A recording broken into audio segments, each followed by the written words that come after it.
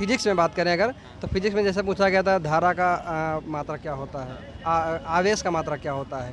उसके अलावा जैसे कोई एक बॉल है तो उसका जो है मूवमेंट करके क्वेश्चन पूछा गया था।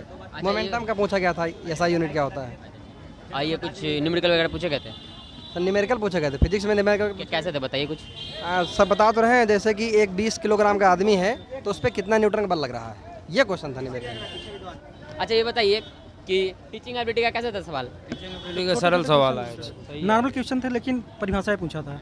ये बताइए टीचिंग एप्टीट्यूड में 5E मॉडल से क्वेश्चन पूछा गया था, टीचिंग स्ट्रेटजीज क्वेश्चन पूछा गया था, टीचिंग लर्निंग प्रोसेस से क्वेश्चन पूछा गया था, और सर मॉरिसन से क्वेश्चन पूछा गया। इस तरह से क्वेश्चन पूछा गया। क्वेश्चन जो प्रॉपर आपको याद हो कुछ बताइए, कोई लोग क्वेश्चन टीचिंग एबिलिटी के। टैक्सोनॉमी पूछा गया है कि ब्लूम ने किसका वर्गीकरण किया है।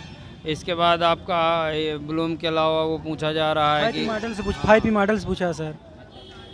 अधिगम वगैरह सवाल थे।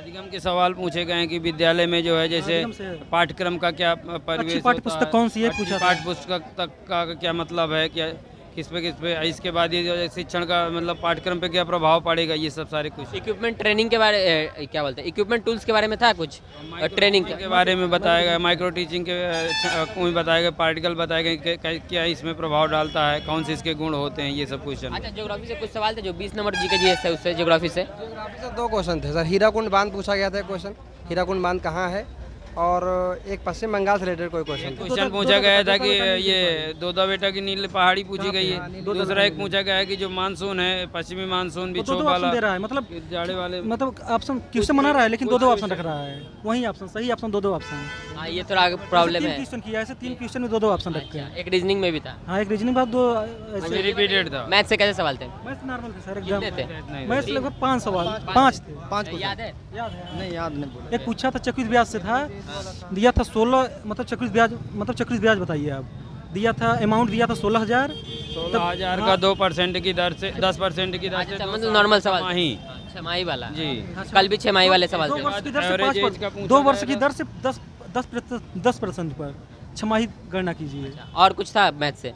बाकी सब्जेक्ट वाइज ज़्यादा थे उसमें। रीजनिंग के एक सवाल थे कि एक तस्वीर की ओर देखते 8 हुए लोगों जो है की आयु की वो करना था, रिलेशन बताना था, वो तस्वीर वाला सवाल। जैसे 8 लोगों की आयु 16 वर्ष है तो 10 लोगों की आयु 19 वर्ष है, तो बताइए टोटल रीजनिंग से क्या था? मिरर इमेज वाटर इमेज था? नहीं ये सब नहीं। एक रीजनिंग से कि एक महिला की तस्वीर दी गई है, ब्लड रिलेशन। ब्लड रिलेशन एक था।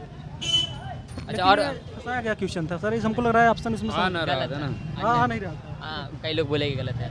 अच्छा ये बताइए पूछने का ढंग अलग था ना, वो ये कह रहा है कि मतलब एक महिला की तस्वीर, पहले तो वो तस्वीर को कह रहा है, फिर उसको ना महिला बता पा रहा है कि अपने आप कुछ इंगित नहीं कर रहा। डाटा इनएडिक्वेट हो सकता है। नहीं पति तुम्हारे मतलब लास्ट पति का दादा की इकलौती लड़की का पति है, जाहिर सी बात है वो। अच्छा ठीक है, प्रॉब्लम हो सकती है, नहीं भी। अच्छा ये बताइए उसके अलावा ज्योग्राफी से कैसे सवाल थे? ज्योग्राफी के नॉर्मल सवाल थे, 3-4 सवाल थे। एक पहाड़ी को लेके था, इसके बाद एक वर्षा को लेके था, इसके बाद में पहाड़ी वर्षा एक सवाल था, इसका हीराकुंड बांध का 3-4 सवाल। अच्छा आर्टिकल से कुछ सवाल थे? आर्टिकल से एक भी नहीं? पॉलिटी से कोई सवाल नहीं। इकोनॉमी से? नहीं इकोनॉमिक से क्वेश्चन पूछा गया है कि कृषि का निर्यात में क्या योगदान है, कितने परसेंट। एक करंट बन गया है ना, करंट में और था? यही एक है, एक बस। अच्छा ये बताइए जनसंख्या में भारत का क्या इस समय, मतलब भारत नहीं वर्तमान में कौन से जनसंख्या भारत कौन से स्थान पे ना, सबसे ज्यादा जनसंख्या क्या है? हाँ किसकी है? इसके बाद एक उससे पूछा गया था कि बंधन एक्सप्रेस और ये किस देश से रिलेटेड। बांग्लादेश। अच्छा ये बताइए कि क्या बोलते उसको, इंटरनेशनल पॉलिटिक्स से कुछ था? नहीं।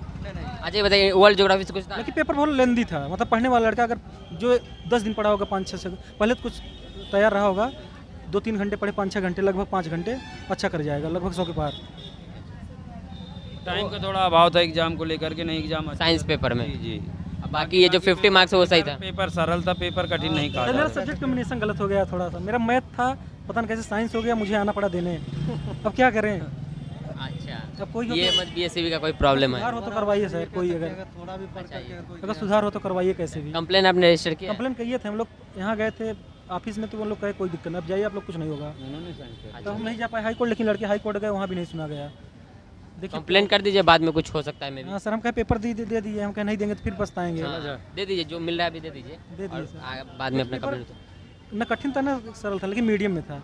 हाँ वो जो बाल मनोविज्ञान जो था वो थोड़ा परिभाषाएं जो पूछा था। करंट में पढ़ा है उसके लिए बढ़िया है, ऐसा नहीं अब हम लोग 10 साल पहले पढ़े हैं तो वो तुरंत चीज़ नहीं याद हो सकती। बहुत बहुत धन्यवाद। धन्यवाद। चलिए धन्यवाद। अच्छा ये बताइए कि केमिस्ट्री में कैसे सवाल थे?